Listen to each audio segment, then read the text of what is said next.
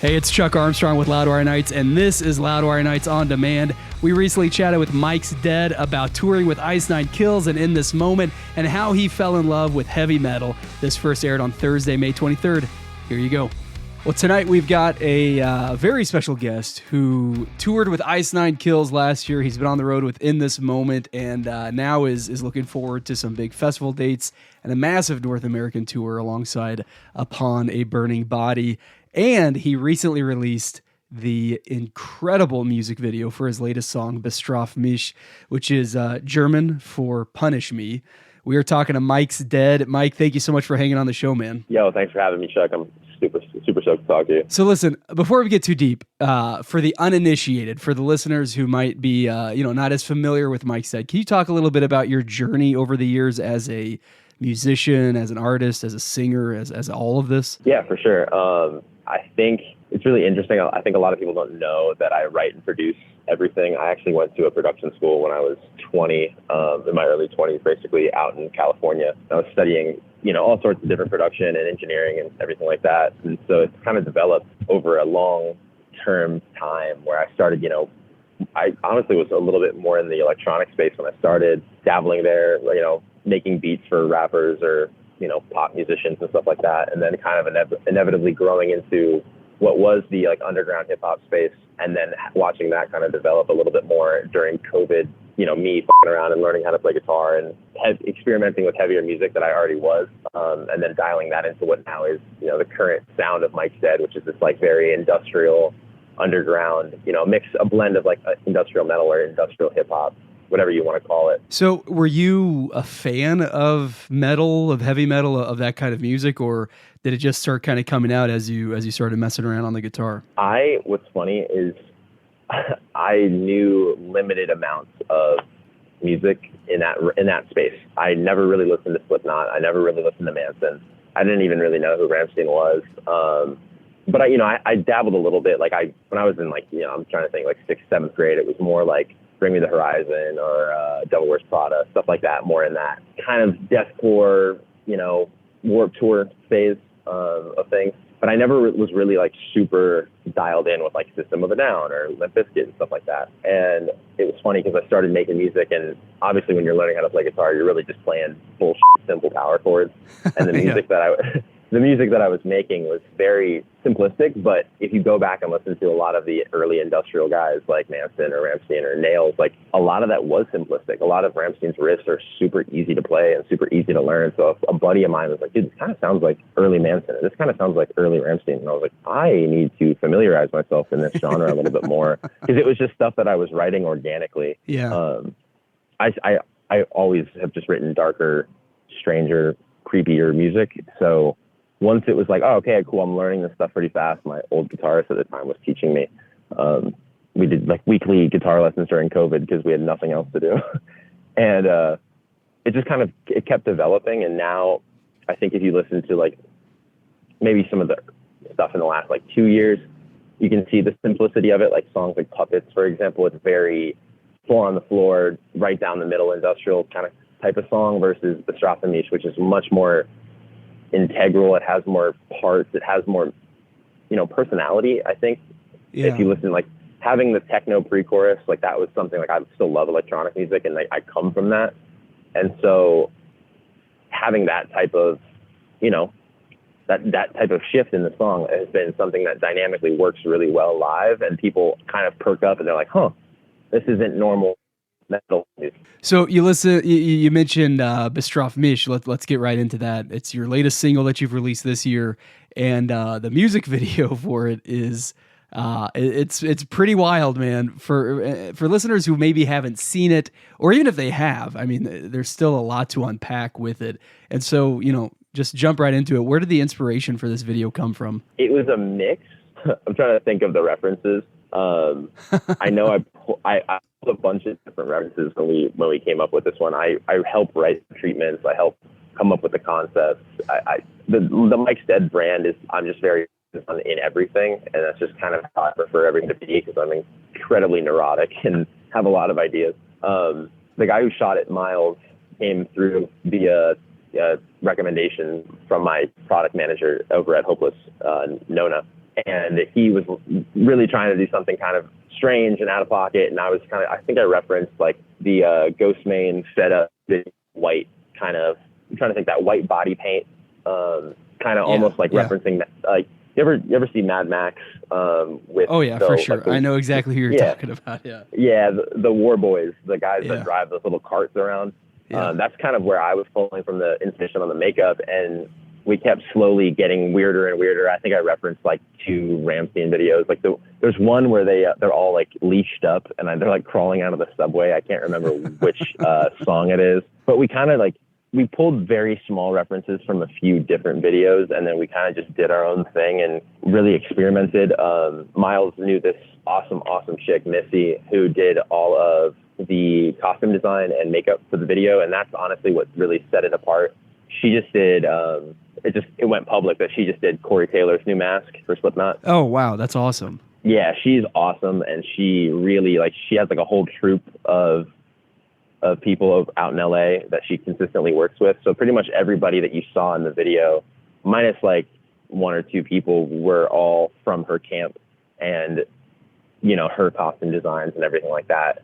We wanted to go with like a really intense, constant cuts, constant movement, really in your face type of video. And I mean, it's my favorite video we've ever done for sure. Yeah. I mean, it's kind of, it's a one of a kind watching experience. I mean, I can't really think of a music video that I've seen like it.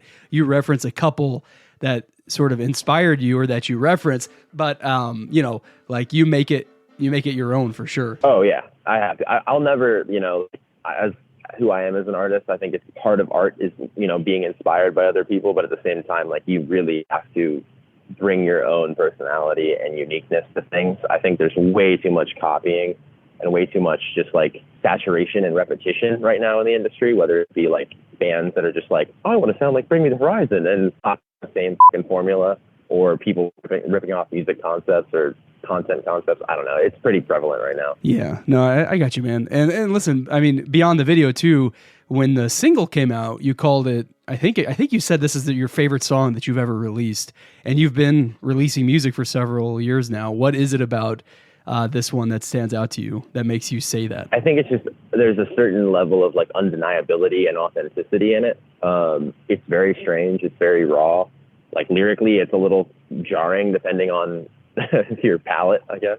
Sure, yeah. And so there's certain songs that have existed in my career that they're just, we kind of all sit there as a team and we go like, this is pretty undeniably you. The last one was Bite Down, which is from the last EP. Again, it's very like, it's not normal metal music, and yet it is probably our favorite song to play live. It's a fan favorite just because of the energy in it alone. And I think that there's so many lines right now that are all just kind of naturally blurring together. Like the way we play live is like, it's like a punk set. It's very fast. There's not a lot of talking. We kind of throw down, and that has kind of just worked well with, Bestrafe Mich being this like, all right, cool. It's a very dynamic song. There's 808s in the chorus, 808s in the verses, kind of a little bit more hip hoppy. The pre-chorus is techno, and then that heavy, industrial stomp on the post-chorus and the choruses. Yeah, so yeah. I think right now you just have to kind of do your own thing and write authentic music, and that's what's going to make things stand out. Well, and I think that word authentic is a perfect description, not just for the song, but yeah, for the music that you make. And it also makes me think of War, the song you released earlier this year, which kind of gets into the topic of mental health, which, years past, I mean, that's a topic that you kind of, you wouldn't talk about, right? Or that was taboo or whatever you want to say. And now it seems like more and more musicians are being open about this with their fans, whether it's in their music or in interviews or whatever. What is it for you? Like, what's influenced you, I guess, as a musician, as a producer, as a performer, as an artist, as a writer, to be okay with or be comfortable with jumping into topics like that? I think you just have to be honest with yourself, and once you can start there, you can start being honest with other people. I think a lot of people haven't spent enough time either like working on themselves or understanding themselves as who they are as a person. And, me as a human being before the Mike's Dead concept, that way, when you do have your, your project or your concept, you kind of know what you want to talk about. You know what your platform needs to stand for. And I think, especially nowadays with the amount of bullshit that's just going on in life, that people need to hear other people talk about things so they don't feel isolated and alone on an island with their thoughts, because I've definitely been that type of person. So I think that, it just comes down to being honest and true to yourself, because I mean, that is really what helps people. You need a message beyond the music. The lyrics can always mean, do one thing and people are going to feel a type of way about a song. But at the same time, if you have a message and a personality that you're bringing to the table, I think that's really what separates an artist from a musician. There's so many good musicians. We were just in New Orleans, 2 days ago, within this moment. And, that's like the birthplace of jazz. There's more good musicians there than I could probably admit. Everyone there is a good musician. But at the end of the day, not everybody's a good artist. And I think that's really what separates it, is having this platform and this message and something to talk about that's and real and honest and authentic, that way, fans can hear it and go, wow, this is something I want to get behind them. That's awesome, man. I think that's a perfect way to put it. And yeah, that sort of difference between being a great musician and being a great artist. And I just love hearing that. And as cathartic as it is for you to write these songs, to sing these songs, to perform these songs, it's, for me as the listener, for me as the guy at the concert, it's just as cathartic, right? For me to let it out and to connect with the music. And so, I mean, that connection is, I think it's always been important, and it's always been why music has been so powerful. But yeah, like right now with everything going on in the world, I mean, it's more critical now than ever, I think. Yeah. I mean, there's, especially with, like you were talking about on the concept of mental health, like there's this huge, especially in America, there's this massive mental health, crisis, or whatever you want to call it. And I think especially in the youth, that there's a lot of like misguided people out there that don't really know where to put their energy and their time and their thoughts and feelings into things, because of the amount of saturation and shit that you see on social media and everything like that. So I think it's really important nowadays to have that message. It doesn't need to be your entire platform, but I think that you need to kind of talk about it at least here and there, so that people can follow some decent direction. For sure, man. Absolutely. And if they can find that direction in music, man, amen. Let's, more and more of that. So War and Bestrafe Mich are your two singles that you've released so far in 2024. They follow up the release of last year's EP Rebirth, which followed the EP Revenge. And I know you've talked about it before, but Revenge to Rebirth seems like or it is a pretty intentional continuation, I know. And so I got to ask, what's coming after Rebirth for Mike's Dead? We are in the process of rolling out a new EP that includes War and Bestrafe Mich, like you were talking about, but I'm still trying to work on some type of title. I don't really know exactly what I wanted it to be. Originally, I wanted it to be like a 3-part series, so Revenge, Rebirth, and then something else in that realm. I'm not sure, because I'm running out of good words that I could use for it specifically. I don't want to use some really corny title like Resurgence or something stupid like that. I'm like, all right, I got to come up with something organic. So we'll see what it's going to be. But awesome. The EP itself is great. Like, it's definitely my favorite body of work, because this one, like the first EP with Hopeless, was more of like, okay, cool, we've got a bunch of music done. Let's pick the songs that we really love, and then let's add in some new flair. Because some of those songs were produced in like 2020, back in like COVID or like 2021 era. And then some of those songs were very recent, kind of as to when I signed with them, like Bite Down and Grip. So this new project is pretty much all new stuff.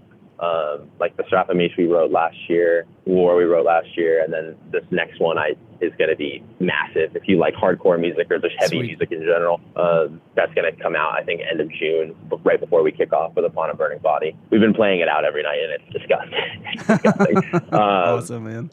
That's my favorite Mike's Dead song, but it's different. There's a very different reason I like it, because it's just me screaming, I think, 90% of the song.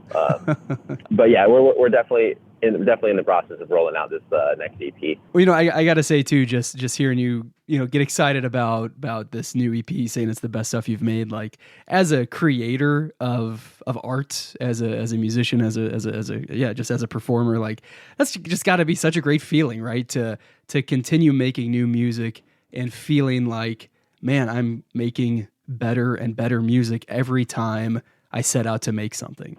Oh yeah, I think that's imperative, because if not, that's why you see bands plateau super, super hard, where they write one really good album and they're like, all right, cool, we're just going to keep rewriting the same thing 100 different times.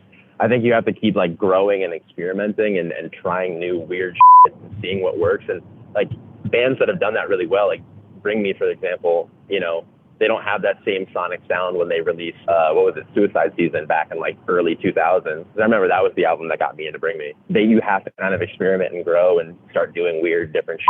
And then that's what keeps taking you from level to level. There it is, man. Mike of Mike's Dead, thank you so much for hanging, man. I know we're just scratching the surface, but congratulations on the release of truly the unforgettable music video for Bestrafe Mich. Congrats on the release of your other song this year, War.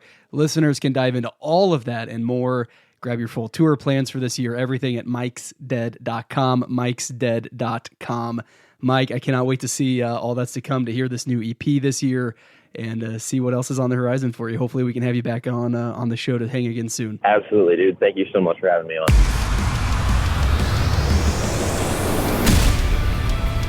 That wraps up this episode of Loudwire Nights on Demand. Stay caught up with everything happening in the world of rock and metal on the Loudwire app and at loudwire.com.